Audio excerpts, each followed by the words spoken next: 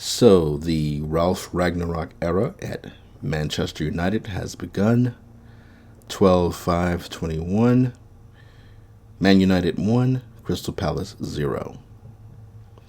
The first half, especially the first 30 minutes or so, was really exciting. It was great to finally root for United again, because I'm one of those people who, because I was only out for the past couple of years, was rooting against Man United, even though it was my team. I'm one of those guys who was like, I'd rather lose games to get Ollie out or Ole out than win and then just keep him forever, because I already knew Ole's ceiling.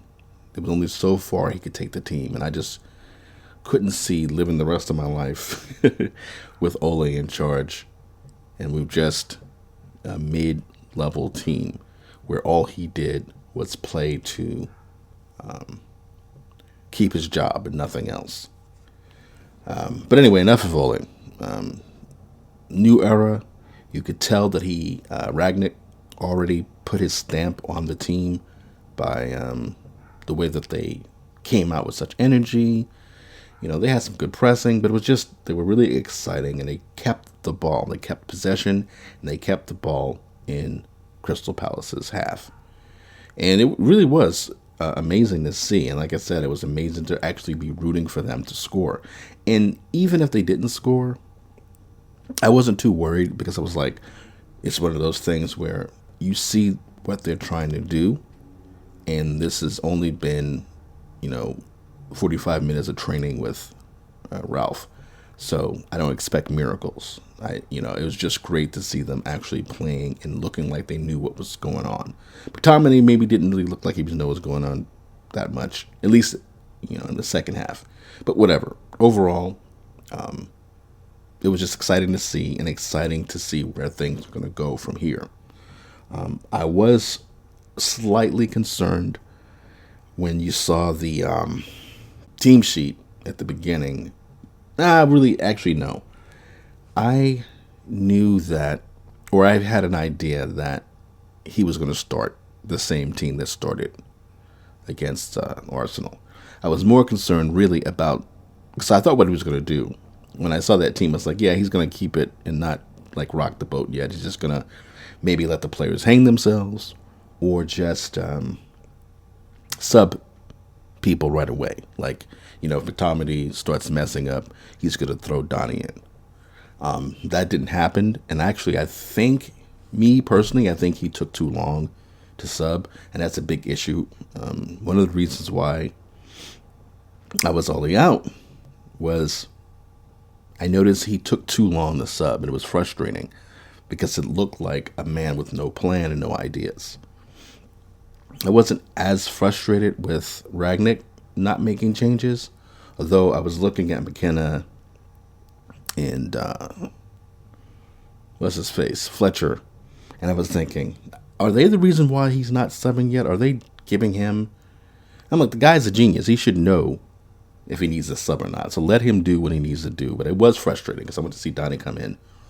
I thought when he did make a sub, the first sub I think he made was Sancho. And I was like, why are you taking Sancho off? Take McTominay off and put Donnie there. But whatever. We won. Your boy Fred actually scored the winning goal.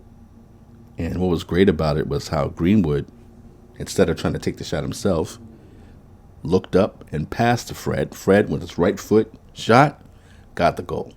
Excellent, amazing. I've always liked Fred, although I hate the McFred pairing. I hate McTominay and Fred playing together. I would like play Fred with Donnie. So I haven't had any real big issues with Fred. And one of the funniest things I always remembered from like a year or two ago, there's this guy, Rizzy, I think his name, Rizzy United on Twitter.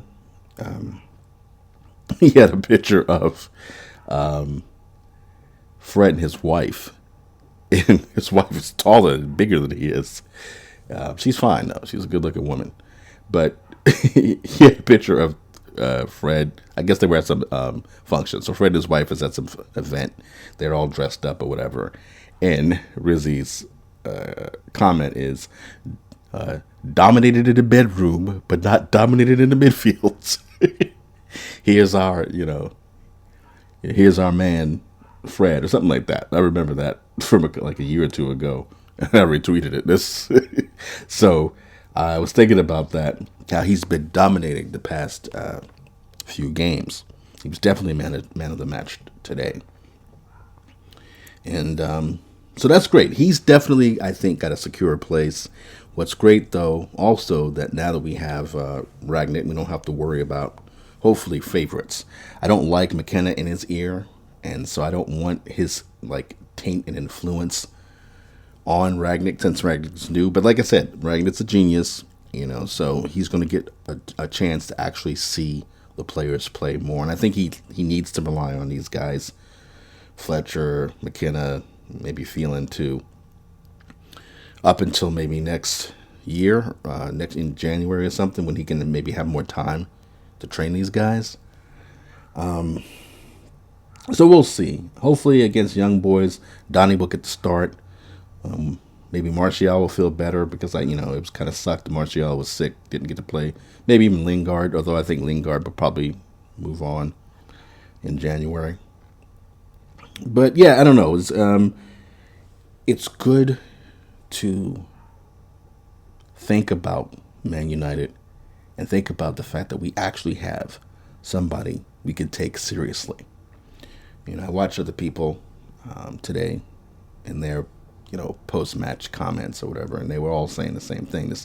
We have a coach who has a plan, and we have a coach who knows what he's doing. It's amazing seeing how they played today, especially in the first half. Now, clearly, they're going to lose steam because he started the team that played Thursday night. I thought he should, like I said, I thought he should make more subs earlier, but maybe his idea was, no, things are going fine, and I want these guys to play longer so they know that they're going to have to play at a higher tempo, and they're going to have to play more and get fit. Because if we lost today, I wouldn't have been that devastated. I might have been annoyed and said he should have made more subs. But at the same time, the guy's got to feel out his team. So we'll see what happens going forward. McTominay is probably going to be gone soon. Not gone from the team, but he's not going to be starting like he's been starting up to this point. We'll see, though. I really don't have much else to say. Yeah, I'm glad that we won. I have hope for the future. I once again can, at least right now, we'll see, can buy merch again to support the team. And I may even buy YouTube TV, get a subscription to YouTube TV so I can see the games on a regular basis.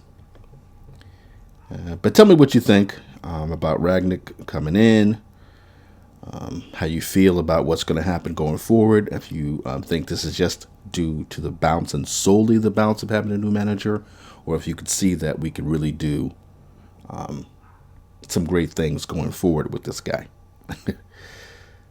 Thanks for listening. Take care.